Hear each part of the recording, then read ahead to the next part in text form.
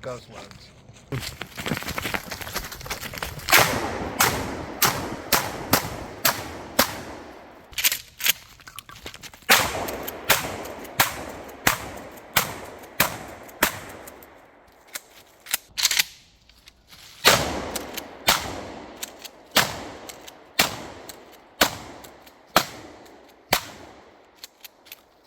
He tries to jump away from you. This shit's spicy. This is kind of how I would think that Arnold Schwarzenegger would shoot a shotgun.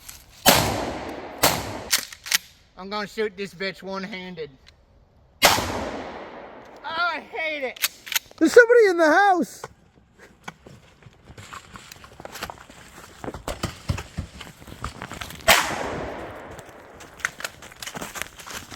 We're dead. Kind of fucked up the table on that one, but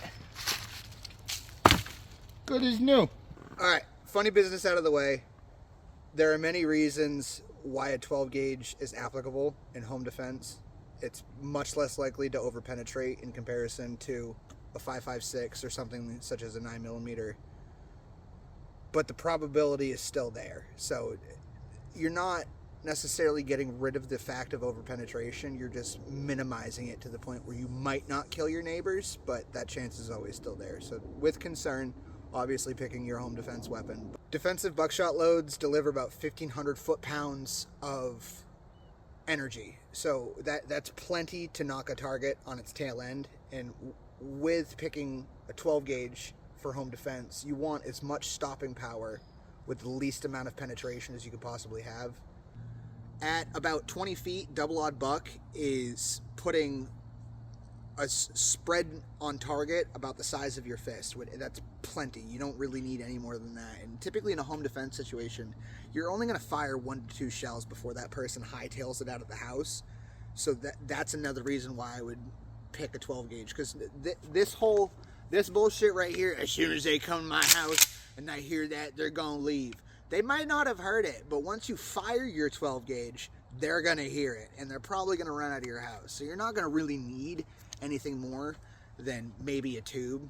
And the whole argument of shotguns are slow to reload, this and that, you're not going to use any more than a tube. At that point, it's murder, and you're going to jail. That's not home defense at that point. That's a completely different issue.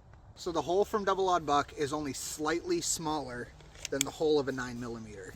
When using a shotgun for home defense opposed to a 9mm, you only have to fire 2 shells rather than dumping 15 out of a 9mm and blowing your eardrums out. You can fire 2 shells and deliver the same amount of projectiles as you would with an entire mag of 9mm, but you only have to fire twice.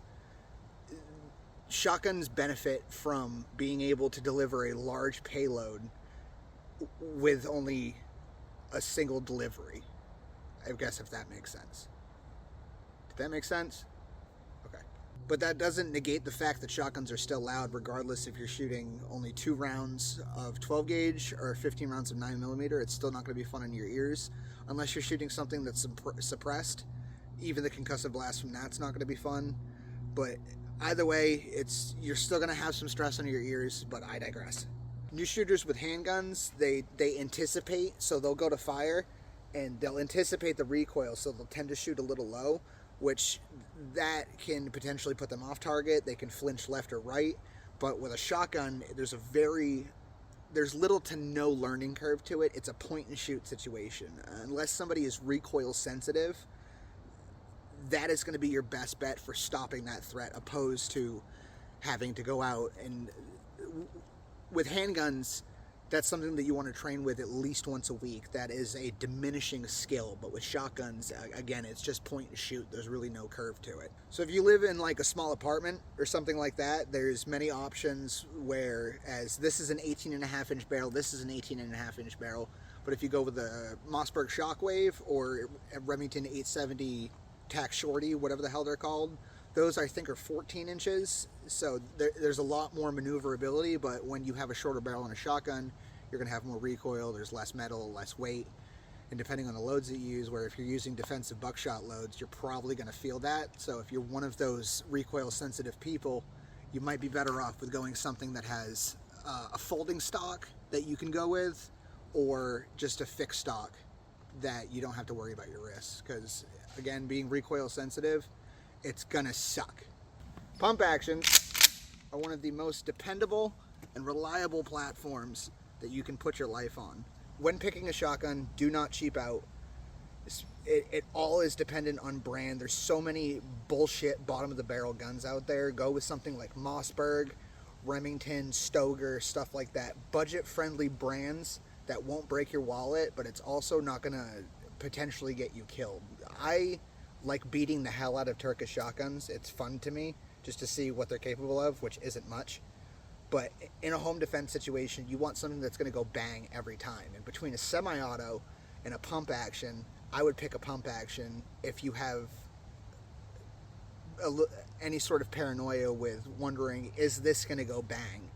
The pump action 90% of the time is going to fire. We've been using shotguns since World War I, and for the simple reason that they get stuff done in a close quarters situation. There's many instances of squads in the military that have, when they have a shotgunner on their squad, that they statistically have a higher KIA count opposed to a squad that wouldn't have a shotgunner on their crew. And it's because shotguns in a close quarters situation take a piece of you and they throw it on the floor. Again, these are all my personal opinions. This is just what I personally think is good for home defense. This is just an informational video, me talking to you guys. I want to know what you guys think down in the comments. Do you think that going with a 12 gauge is better for home defense, or going with a 9mm is better for home defense? I'm Ghost. This has been my little TED Talk on home defense. Don't forget to go to w.gg, use code GHOST at checkout. It'll be down in the bio. It's also in the description of my channel. If there's anything that you guys want to see in the future, let me know down in the comments as well. I'll catch you guys in the next one. I appreciate you for coming out.